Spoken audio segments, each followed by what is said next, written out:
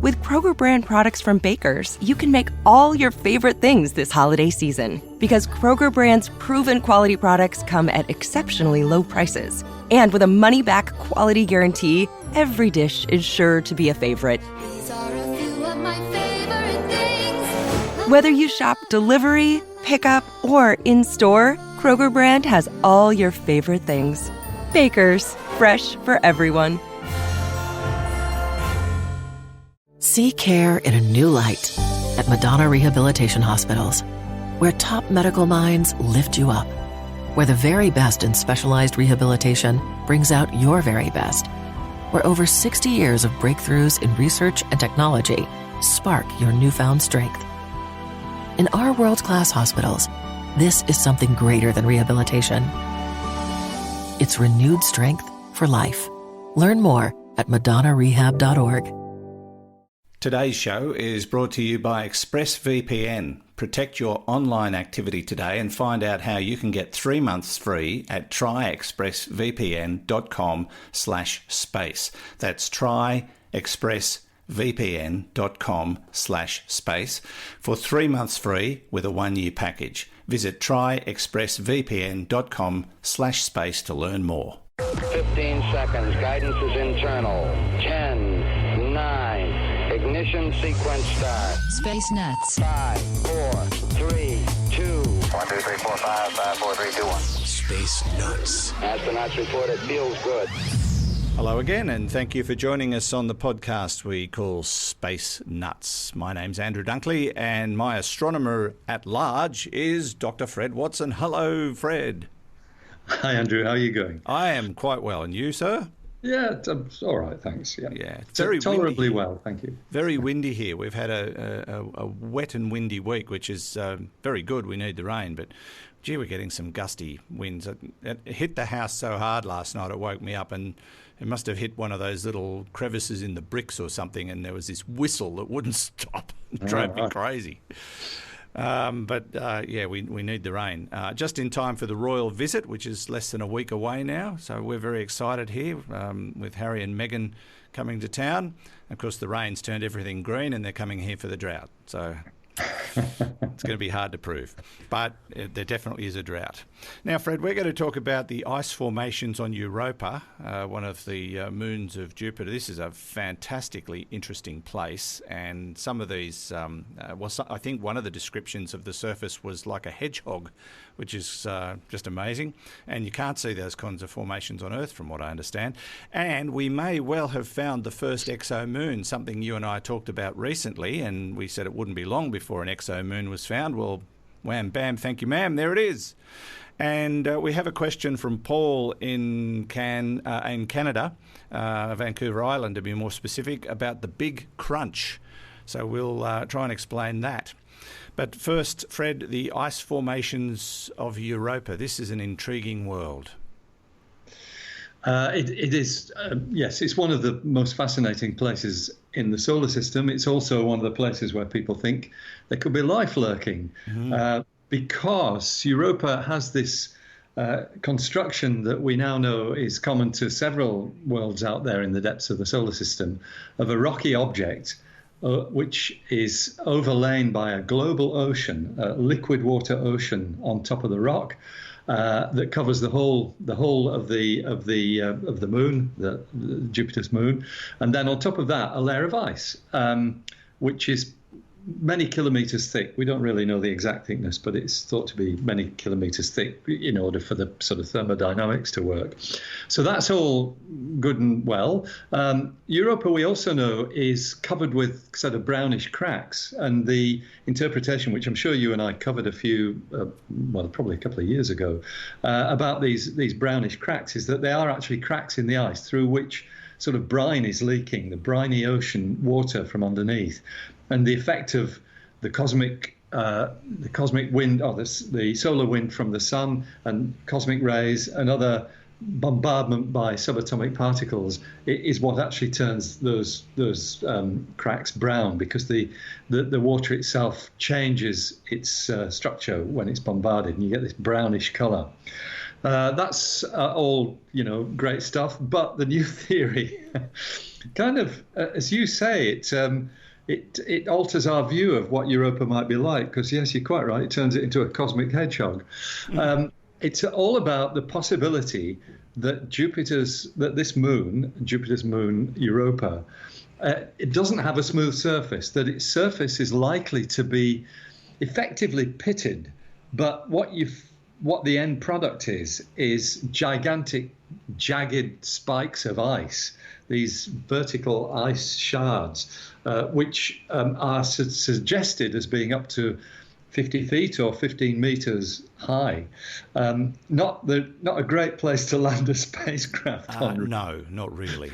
It sounds like it could, in places, resemble on Earth, I suppose, a glacial effect. That would be the closest we get to this. There is an effect on Earth, and this is what leads the scientists who've done this work to theorize about this idea. So it comes about partly, a number of things come together to make this theory work. One of them is the orbit of Europa around Jupiter. Europa goes around Jupiter once in about 3.5 days. It's fairly rapid sort of progress around the giant planet.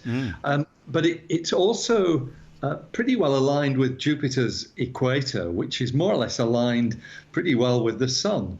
And there's no sort of seasonal changes on Europa. That's to say, the height of the sun above the horizon, yes, it varies throughout the day, the European day, which is actually 3.5 days. I didn't mention that Europa always keeps its same face to Jupiter, and so it revolves on its axis in the same length of time as it rotates around Jupiter. It's a day and a month of 3.5 days. So that all you see, if you stood on Europa's equator, you'd simply see the sun rise in the east. It would go directly overhead, and it would set in the west, and it would do that day in, day out, year in, year out. There would be no seasonal changes. So the sun's always going to be directly overhead on the equator. That'd be handy for people who hate daylight saving.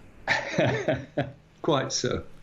Yeah, let's not get into that one. Well, it's just started here, hasn't it? So all the arguments are starting to surface again. Yeah, I'm sure they are. Yeah, it's one that comes around every year, well, twice a year, doesn't it? The beginning and the end of daylight saving. We have we have this this situation where you've got a fair bit of the day the sun is kind of beating down from almost directly overhead. Now, there are places on the Earth where that happens, and one of them is a place beloved of astronomers.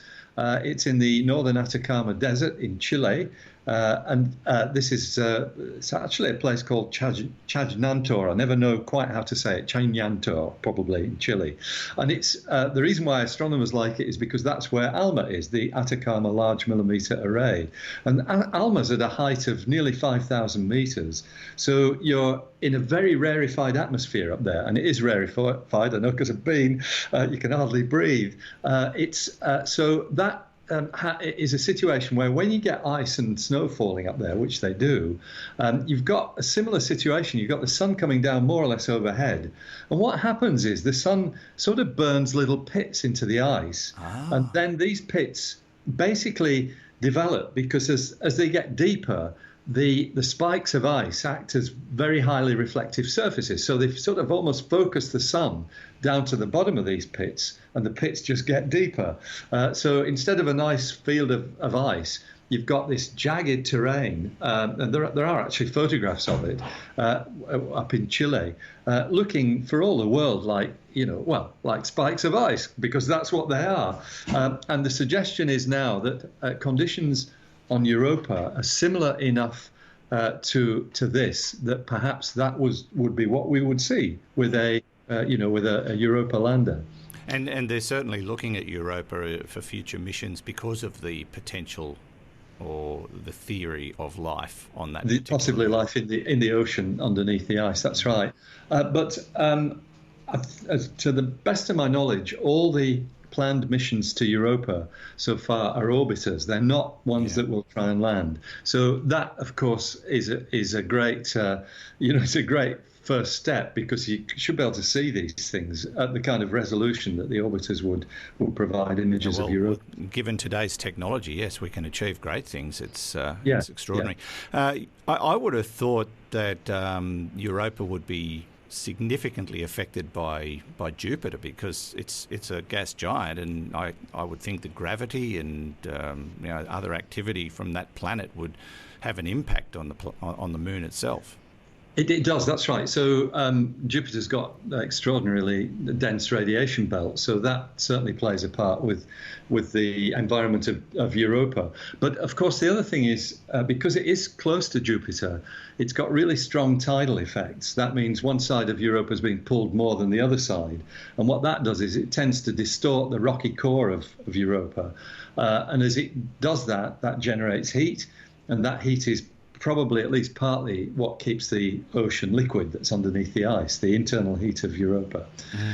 So, interesting place, and no doubt, somewhere where there will be future missions to tell us whether it is actually like a cosmic hedgehog. And indeed, maybe one day whether or not there is life. They did do a science fiction film about Europa called Europa Report. I don't know if you've seen it.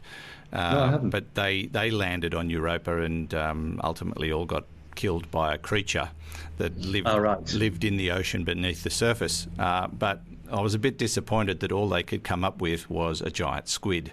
But who knows? I mean, if there is life there. There is one final twist to this story, Andrew, that I meant to mention, and that's the name of these ice formations. These spikes have a name, and they're called penitentes. Oh.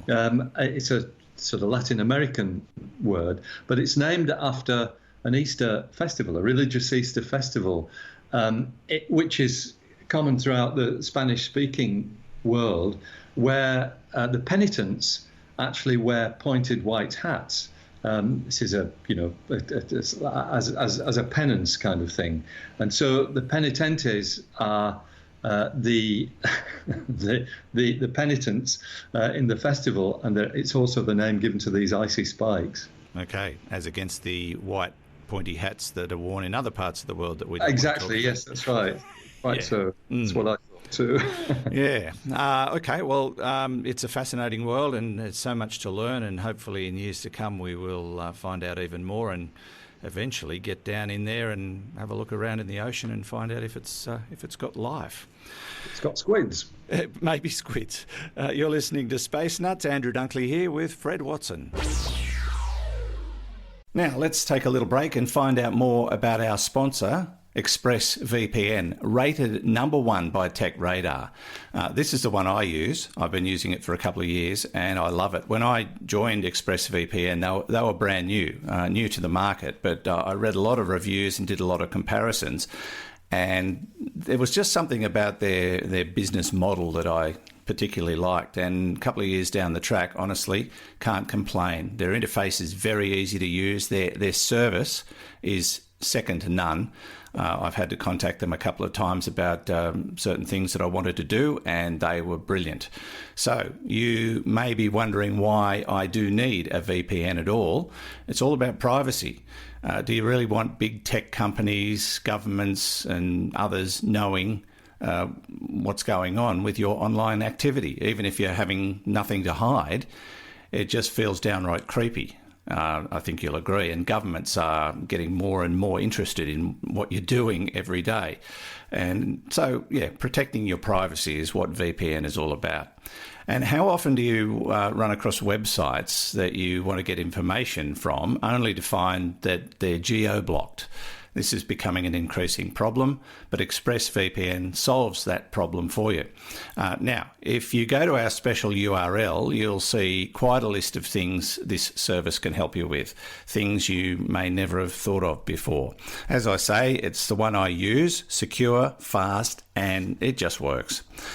So protect yourself online today and find out more about how to get 3 months free at tryexpressvpn.com/ space. That's TRYEXPRESSVPN.com/space for 3 months free with a 1-year package. Try expressvpn.com/space to learn more, and you'll find the link details in the show notes and on our website. Now, back to the show.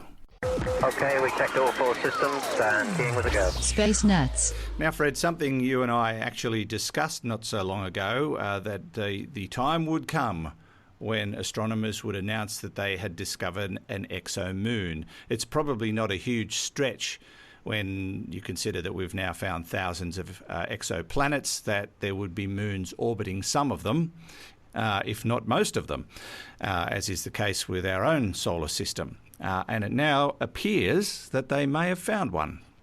That's right. It's actually is on the back of a story that we covered some months ago, because what's happened is the initial speculative discovery has now been followed up by observations with the Hubble Space Telescope, which is a much more accurate way of making these measurements. There is still some doubt, but I think the astronomers who are doing this work believe that the existence of a moon is the best way to explain the observations that they see. So what are the observations? Well, you and I have spoken many times about the Kepler spacecraft, which has discovered something like 3,000 exoplanets by what's called the transit method. As the planet passes in front of the disk of its parent star, it causes a very slight dimming of the light of the parent star, and it's very slight, but it's not too slight to be measured. And so that's how the transit method is how many of these planets have been discovered. So one in particular, with the name of Kepler 1625, actually 1625b, because the B refers to the planet.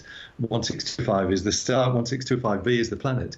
And it was behaving in a slightly odd way. So you expect that, as these planets go around their parent star, you're going to see repeated dips. And I think it's something like, I think it's 3 transits is the minimum that you have to detect in order for that to be counted as a planet, because otherwise it could be something else.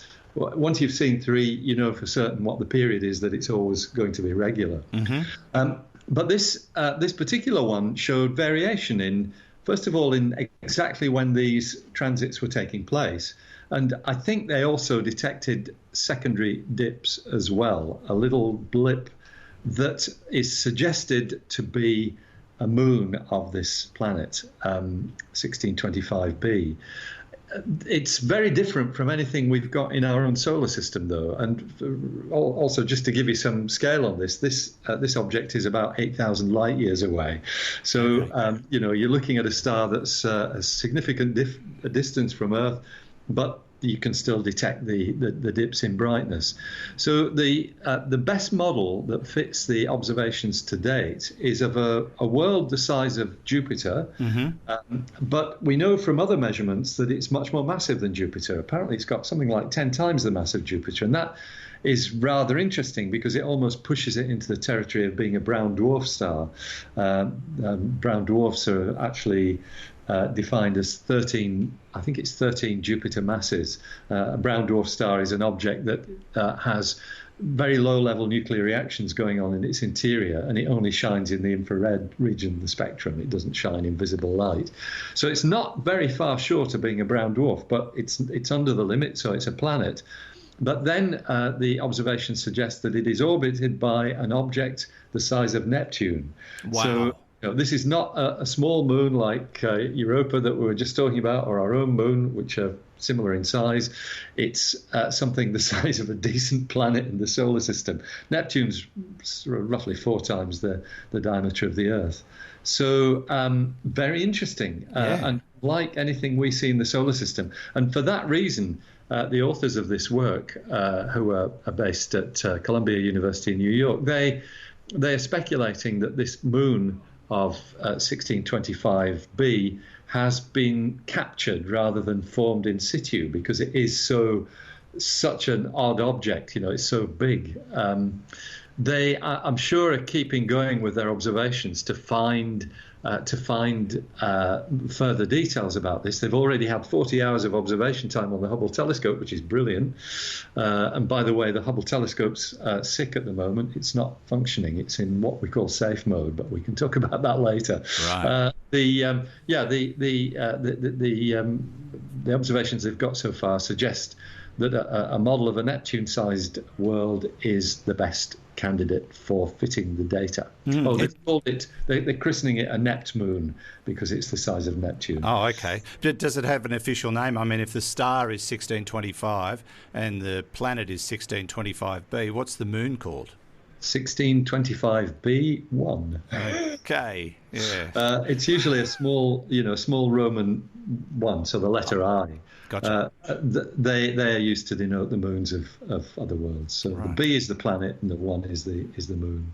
Now, if this is just speculative, if this planet turns out to be, and we know it's not, but let's assume for a moment it's a brown dwarf, then you've got a binary star system, and 1625bi becomes, or B1 becomes a planet. Yeah, that's right.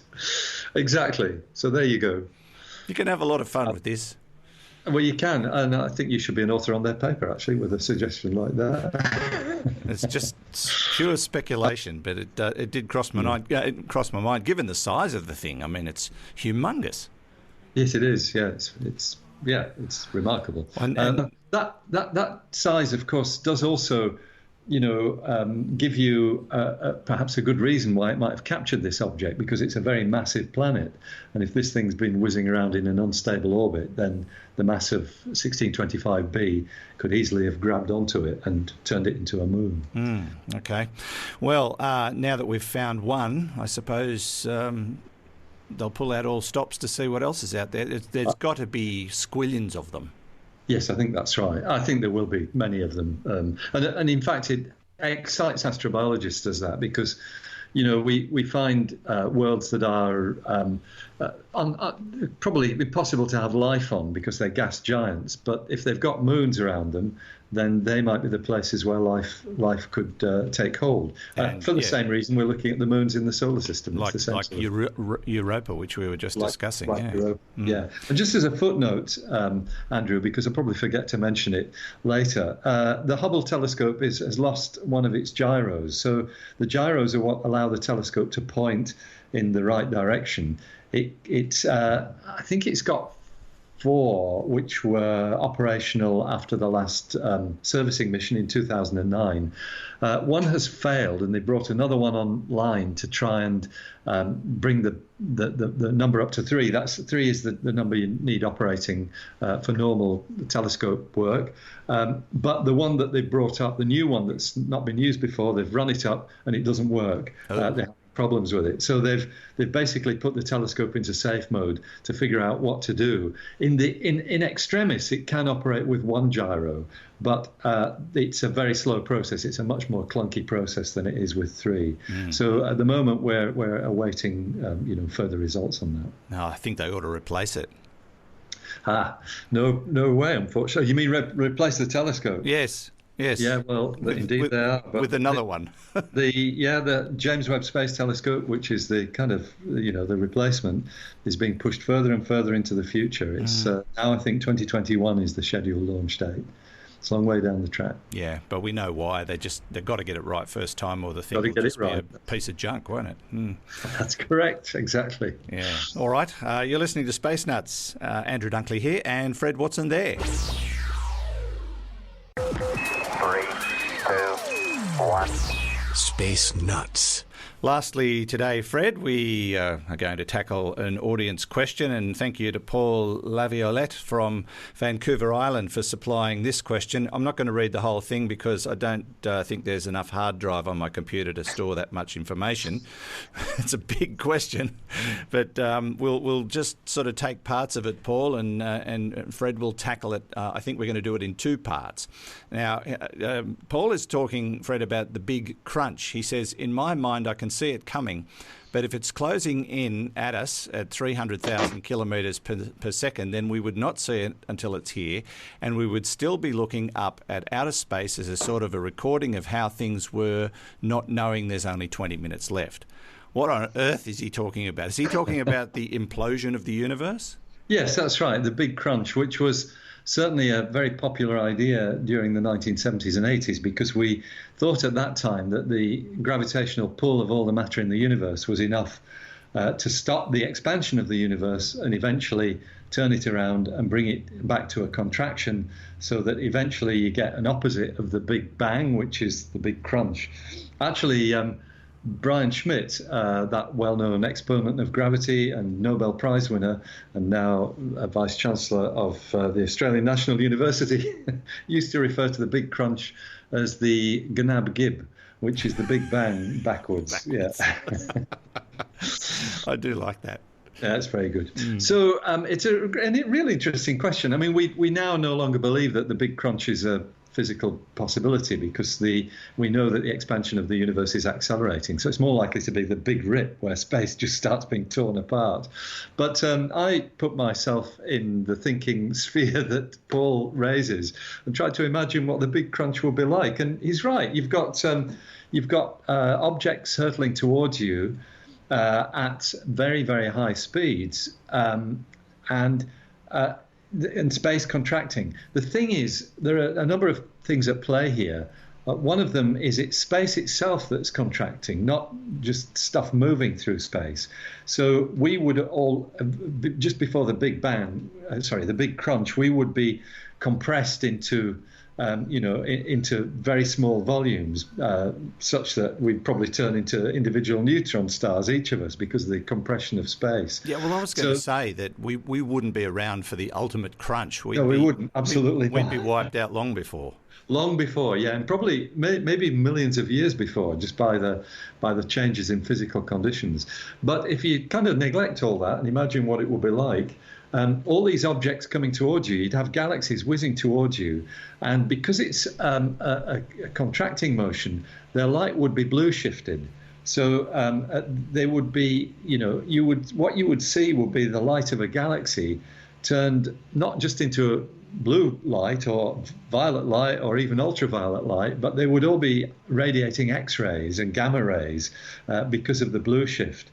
And these are, of course, all lethal radiations in large quantities. So that would just be another thing that would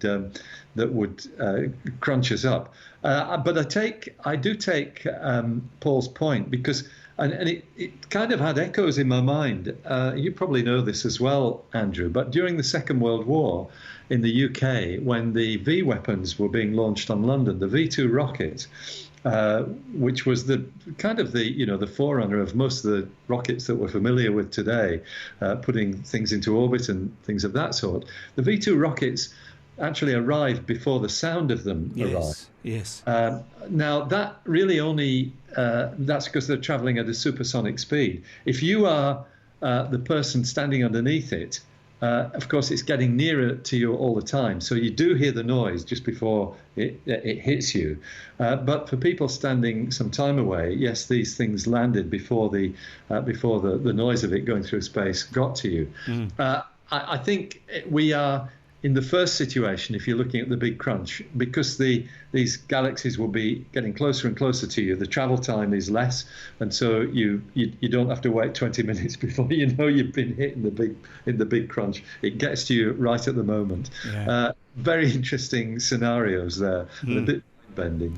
And for the record, I've seen a V2 rocket up close and personal. They have one at the Imperial War Museum in London, and I saw it a few months ago while I was over there, and they're imposing. You can see where that technology has taken us, but to think that all the exploration that we're capable of now and all the amazing discoveries we've made through rocket science started with a lethal weapon like that, it's mind-blowing really when you consider it. Now, we go to part two of Paul's question. Another thing that's popped up in my head a few years ago is this. I'm sure that there is no such thing as pull, only push. If I pulled your car out of the ditch, the energy would go down the line, then inside the hook, and the hook would be pushing your car to get it back on the road. That's easy to see, but now what is pushing us down onto the earth? Fred. So then Paul goes on to expound a theory that has stuff pushing us down onto the earth as the force of gravity. So there are a number of things to comment on here. The first is that it's not true that there's no such thing as pull. In the world of physics, you recognize tension as being a valid force just as much as compression is. And in fact, it doesn't, you don't need to have a push to get a pull. Things can be in tension with no issues. But the nub of the matter is how we are pushed down onto the earth. And the fact is we're not. I mean, Newton used to think of gravity as a force that existed between any two objects in the universe, and that as a first step, that is a pretty good model. So what that says is that the force between ourselves and the Earth, which is actually a tension, that's what's pulling us down to the surface of the Earth. Didn't they prove it in an experiment recently in a vacuum where they put two pieces of material, I can't remember what they were made of, together, very close together. There was no influence whatsoever between the objects or anything in the vacuum, and yet they attracted to each other. That's right. That's the Casimir force, yes, which I think we talked about in a recent episode. That's something a bit different from what I'm talking about. That's all about quantum particles in. Oh yeah, that's right. Virtual quantum. Just dismiss that. Yeah, forget that. So what we're talking about here is gravity. What sort of pushes us or pulls us down to the surface of the Earth, and it's neither. It's neither a push nor a pull. Since the work of Einstein in 1915, we've known that the phenomenon of gravity is actually a distortion of space, which is a lot less intuitive, but is actually well and truly demonstrated by all kinds of experiments, one of which I'll mention in a minute. But what's happening is as soon as you've got a massive object, any kind of object with mass, it would happen to us, but in a very small way. But imagine a planet in space. What the planet is doing is changing the shape of space. It's actually distorting the space around it. And because the shape of space is slightly different at your head from what it is at your feet, that basically is what we feel as the pull of gravity. This distortion was first demonstrated by the way light changes its direction when it passes close to a gravitating body. That was with the eclipse in 1919, observed by Arthur Eddington and others. And that essentially demonstrated that the sun, in fact, because it was during an eclipse, the sun is the massive object, and you see the light of the stars being slightly distorted because they're passing close to the disk of the sun. We now see that on a much larger scale with a phenomenon called gravitational lensing. If you've got a cluster of galaxies and you look at distant galaxies beyond them, the images of the distant galaxies are distorted completely by the bent space around the massive cluster. So gravitational distortion is well established. It doesn't need anything pulling, it doesn't need anything pushing. It's actually just the fact that space is a different shape around us that gives us that curious sensation of being pulled down, for you and me at this moment, onto our respective seats. So we sort of, we feel the distortion actually by the resistance of, well, in my particular case, it's the resistance of the chair on my nether regions, which I can feel. That's a pressure, but it's actually distortion of space that's causing it. Okay. I still struggle to get my head around it because gravity seems so complicated, and I know we've talked about it many times, but I still find it a confusing concept. Yeah, I think you're right. So what we understand really well is the kind of, the effect of gravity. We know how gravity works. We know what it does. We know that, yes, it distorts space. It does all this gravitational lensing, all the rest of it. So we can see its effects. But the reality is that at a fundamental physical level, we still don't really know what's going on. And one of the problems with gravity is that there is no quantum theory of gravity. So light and matter, we understand it in terms of quantum physics, and that all ties up very well and is very understandable. But gravity eludes that sort of definition. We suspect that that gravitational fields might have an equivalent particle, which are called gravitons. But nobody's ever found a graviton, and there's no theory that explains how they work. So the best theory we've got for gravity is still relativity, the distortion of space, and it works a treat. It's the most robust theory of things in the universe that we have, and in fact, most of the thinking, foundation thinking of the way the universe works is based on relativity, with the theory of gravity. But as to what gravity actually is, yeah, it's an open question. The jury's out. Wow. Well, I guess that's what makes your job so fascinating and interesting, Fred, is trying to figure all this stuff out. Keeps you awake at night. Yeah, it does. But I leave the figuring out to really clever people. And we just talk about it. Yeah, fair enough. We just talk about it. That's right. That's what it's. All right. Paul, thank you so much for your question. Really appreciate it. It certainly got us thinking, and I'm sure it's got a few other people thinking as well. And thanks to everyone who sends in questions. We're getting a lot, and we're trying to work our way through them and sort of pick out the little pieces of gold that people come up with. Not to say that the questions aren't interesting as a whole, but some are just sending us for a loop, and we like to talk about those. But look, keep them coming, and we'll do our best to get to them all. And thank you, Fred. As always, it's been a great joy. It's been a great joy to talk to you too, Andrew. Thank you very much. We'll catch you next week. Fred Watson, astronomer at large. He used to be in charge. Now there's no one to be in charge of, so he's just at large.